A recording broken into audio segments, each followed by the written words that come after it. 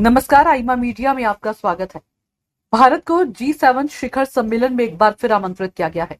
Canada के प्रधानमंत्री mark Carney ने भारतीय प्रधानमंत्री नरेंद्र मोदी को फोन कर आगामी G7 सम्मेलन में हिस्सा लेने का औपचारिक निमंत्रण दिया।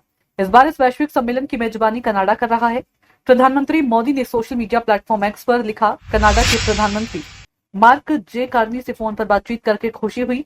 हाल ही में हुए चुनाव में उनकी जीत पर उन्हें बधाई दी और G7 शिखर सम्मेलन के लिए निमंत्रण देने पर आभार जताया।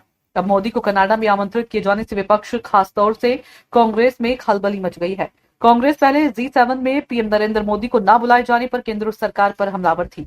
प्रधानमंत्री मोदी ने खुद सोशल मीडिया के माध्यम से इस बातचीत की जानकारी साझा की। उन्होंने लिखा, मुझे प्रधानमंत्री मार्क जे कार्नी का फोन आया।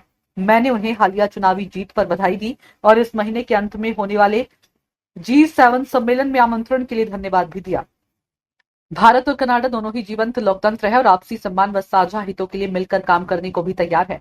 हम इस शिखर सम्मेलन में मुलाकात को लेकर उत्साहित हैं। इस बातचीत के उन कयासों पर विराम लगा दिया गया जिनमें कहा जा रहा था कि भारत और कनाडा के बिगड़े रिश्तों की वजह से इस बार भारत को सम्मेलन से दूर रखा जा सकता है। बता दें कि 2023 में कनाडा के तत्कालीन प्रधानमंत्री जस्टिन ट्रूडो ने खालिस्तानी आतंकी हरदीप सिंह निज्जर की हत्या को लेकर भारत पर बेबुनियाद आरोप लगाए थे, जिससे दोनों देशों के संबंधों में तीखा तनाव आ गया था।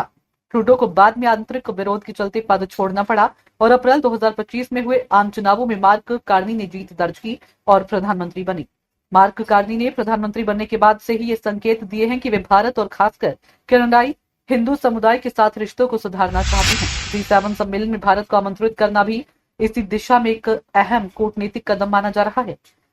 G7 शिखर सम्मेलन दुनिया की 7 बड़ी अर्थव्यवस्थाओं America, Britain, France, Germany, Japan, Italy और कनाडा का मंच है, जहां जलवायु परिवर्तन, वैश्विक सुरक्षा, अर्थव्यवस्था और व्यापार जैसे महत्वपूर्ण मुद्दों पर चर्चा होती है।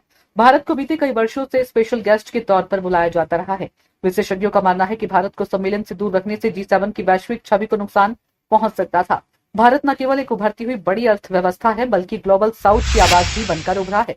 ऐसे में G7 सम्मेलन में भारत की मौजूदगी वैश्विक संतुलन के लिहाज से बेहद अहम मानी जा रही है।